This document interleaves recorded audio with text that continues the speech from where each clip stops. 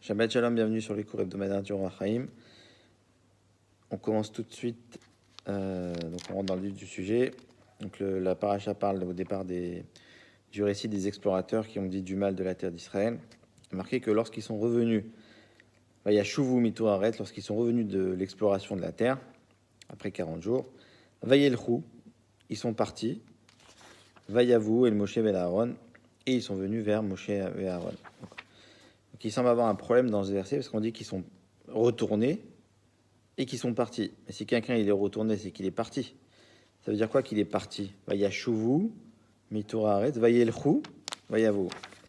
Alors il y a d'après le Sod, le Rachaim, il a ramené plusieurs fois cette idée que plus un homme est grand, plus il a un potentiel par rapport à quelque chose que je vais vous expliquer.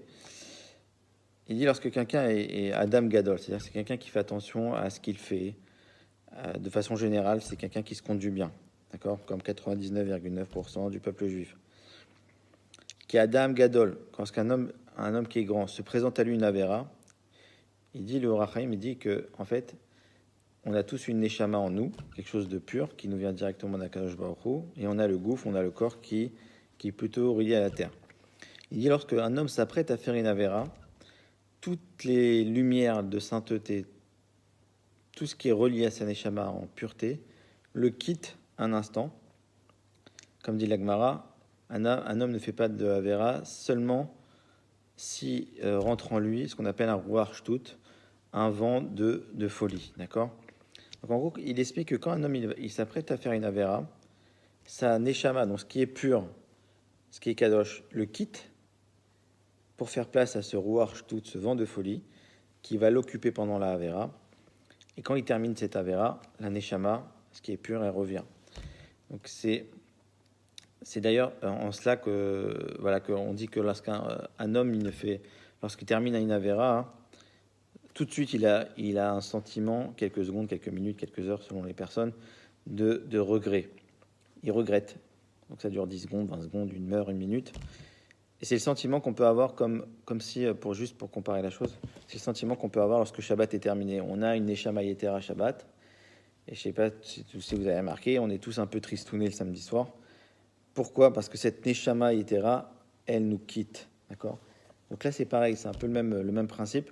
Parce que là, un homme, il s'apprête à faire une Avera, qui Besha, Maaseara, Alchou, Pirshu, Parchou, Mehem, Orot Akdusha. Toutes les lumières de sainteté qui sont liées à leur Neshama se sont échappées pendant l'instant de la Avera, c'est-à-dire pendant l'instant où ils étaient en train de dire du mal. Ils s'apprêtaient à dire du mal à Moshe et à Aaron, à dire du mal sur la terre d'Israël à Moshe et à Aaron. C'est ça, Vayelchou. Vayelchou, c'est toutes les lumières de Gdusha qui étaient reliées à leur Neshama, parce qu'on parle quand même de gens qui sont Adam Gadol, c'est quand même des gens qui étaient grands en Torah. Mais ces gens grands en Torah, ils s'apprêtaient à faire une Avera, de dire du mal du Lachon Hara sur Eretz Israël. Au moment où ils s'apprêtaient à dire du mal, ces lumières de sainteté qui étaient reliées à leur Neshama sont parties. Vayelchou. Vayelchou, c'est ça, on parle de quoi? Quand on dit Vayashuvu, c'est eux, ils reviennent physiquement. Vayelchou, comme ils s'apprêtent à dire quelque chose de mal de Eretz Israël, tout ce qui est saint et relié à leur Neshama s'est évaporé, s'est échappé pendant un instant, le temps que ces personnes allaient faire la Avera de dire du Lachon Hara. Et c'est ça le point de l'explication de Vayelchou. Il explique aussi un autre point, il dit Vayelchou, ça peut être une autre explication du Rachaim, il dit les explorateurs, lorsqu'ils ont quitté Eretz Israël, ils sont partis, Vayashuvu, ils sont partis, ils sont retournés, d'accord? Ils sont retournés en France, on va dire, par exemple, ok? Mais il y a deux façons de quitter Eretz Israël pour la France. Il y a ceux qui quittent en espérant revenir. Alors là, ça fait du mal de partir d'Eretz Israël, j'ai envie de revenir, c'était tellement bien. Et il y a ceux qui quittent Eretz Israël en disant Vayashuvu, Vayelchou. C'est-à-dire dans la tête, ils se sont dit on revient, on repart, on va dire par exemple vers la France, Vayashuvu. Ils reviennent d'où ils sont partis, donc d'Eretz Israël vers la France. Vayelchou, c'est ah là là, on part, mais on a envie de partir, on veut plus se retourner, on veut plus repartir à cet endroit. Le Vayelchou d'après le Rachaim, ça peut aussi dire que ils sont partis comme si c'était une sortie définitive, comme si dans leur cœur, ils espéraient ne jamais revenir vers Israël. Vayashuvou, ils sont retournés. Vayelchou, et on veut plus revenir. Et Akadosh Baruch Hu, il a dit, vous croyez que c'est vous qui avez les cartes en main, vous croyez que c'est vous qui tenez les cartes, c'est vous qui décidez d'être dégoûté, entre guillemets, de la terre d'Israël. C'est la terre d'Israël qui est dégoûtée de vous. C'est ce qu'on va apprendre dans le Pérec, un peu plus loin, le Pérec Chav Gimel Pasuk Yudalet, qui dit que Hachem, il leur dit, Va'aretz lo yaroua, et la terre, ils ne la verront jamais.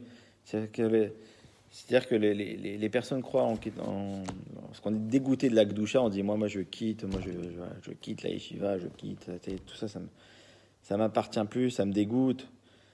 Et qui quittent de façon, on va dire, définitive dans leur cœur. Je veux plus jamais avoir de lien avec ça. Non, c'est la Torah, c'est Hachem qui te dit, c'est moi qui veux plus de toi. C'est la terre des Eretz Israël qui te dit, je veux plus de toi. Voilà, c'est ça le yesod de Vayelchou. Shabbat shalom à tous.